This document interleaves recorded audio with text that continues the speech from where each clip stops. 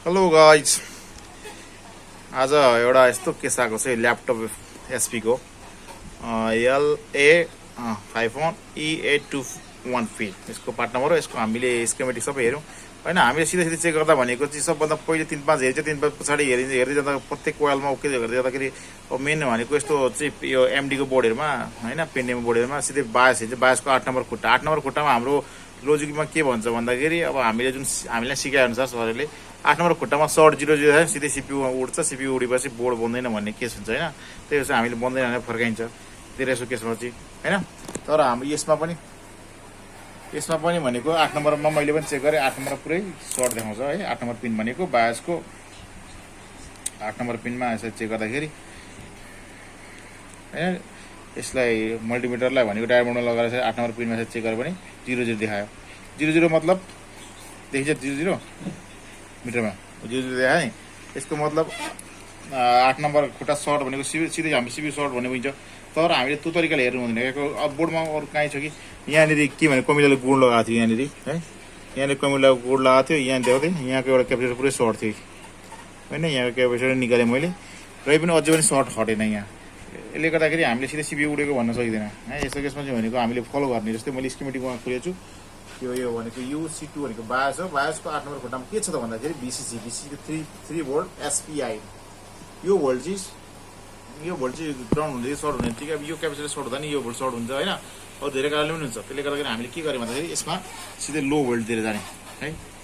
यहाँनिर मैले 1.6 भोल्ट दिएको छु, 1.5 होइन। यो दिएर मैले अब यहाँनिर मलाई डाउटिङ लागेको छ, यहाँनिर मैले हल्का पेस्ट लगाएर है, यहाँ हेरेर म यहाँ 3 भोल्ट दिन्छु। यतातिर भनेको तात्नुपर्छ, धुवाँ हुनुपर्छ है त।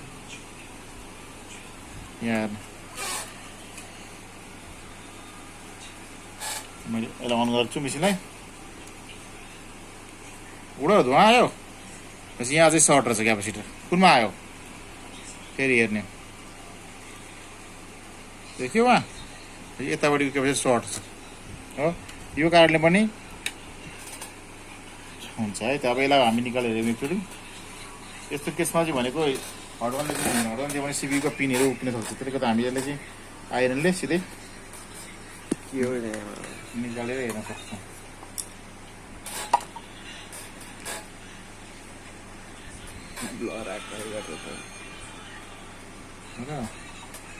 यो मोबाइल पनि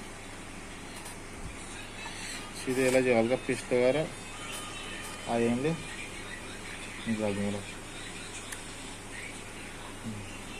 यो निकालेर मैले हेरेँ। अब यो निकाल्दा नि यस्तो हटक गरेर चाहिँ हेर्ने पहिले। अब 8 नम्बर खुट्टामा चाहिँ सिधै यसको भनेको 8 नम्बर खुट्टामा मल्टिमिटर डायमन्डमा लाउने, प्लसलाई ग्राउन्डमा दिने, माइसको 8 नम्बर खुट्टा चाहिँ गर्ने।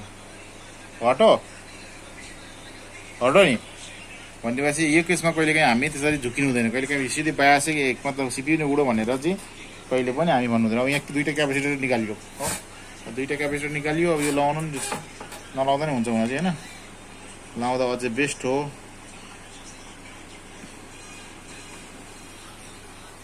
यस्तो मसिनो छ कि नर्मल आँखाले त भ्याउँदैन।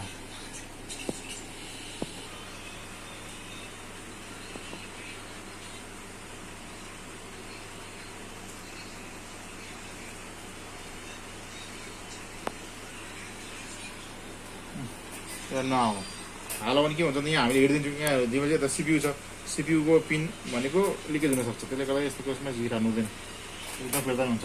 किनभने यो क्यापेसिटर हो। अब हामी यसलाई लगाएर चेक गरौँ हाम्रो बोर्ड अन हुन्छ हुँदैन।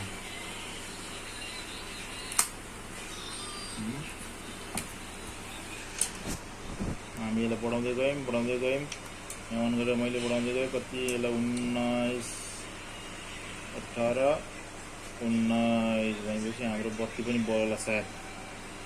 यहाँ बत्ती बल्यो, यसको मतलब 3-5 ओके। अब हामी टिकर गरेर हेरौँ होइन। यसको अन अफ स्विच कता छ, यति बढी छ। यहाँ छ अन अफ स्विच। यसलाई मैले ग्राउन्डमा लगाएर डायमन्डमा लगाएर यहाँ अन गरेँ। एम्पियर खायो 270 एम्पियर खायो भनेपछि मैले भोल्ट चेक गर्छु ल। अब भोल्ट बन्यो कि बनेन त, 83 भोल्ट बनाऊ।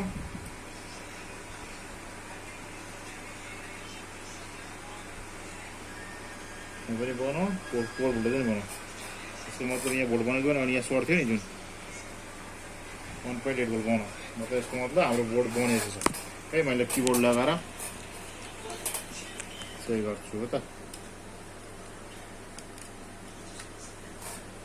नम लगायो यहाँ नि गर्नु नि। यस्तो केसमा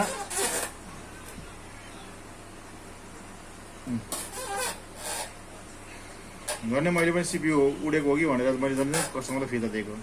तर यस्तो केसमा अलिक ध्यान दिएर हेर्ने हो भने सानो समस्याले पनि हामी लडाइरहेको हुन्छ। हुन त मैले केही पनि फेरिनँ होइन, सिधै दुईवटा क्याप्चर निकालेर फाल्दिएँ। क्याप्चर निकालेर फाल्ने बोर्ड बन्छ भनेपछि हुन त अब यो यसमा के लाग्छ, केही फेर्न के पैसा लिने भनेपछि त हो यो यही हो, हाम्रो दिमागको पैसा लिने हो क्या। हामी जो ठाउँमा पुग्नलाई कति मिहिनेत कति टाइम कति खर्च गऱ्यौँ होइन, त्यो त्यसको पैसा लिने हो क्या।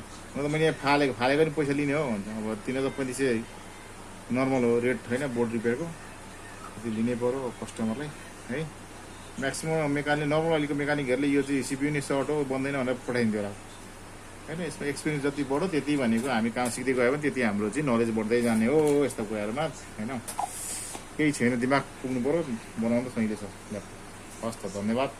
यो म्याक्स आइटी नलेजलाई लाइक सेयर सब्सक्राइब गरिदिनु, फलोअर्स बढाइदिनुहोस्। हामी यस्तै इम्पोर्टेन्ट भिडियोहरू अपलोड गर्दै जान्छौँ। अहिलेलाई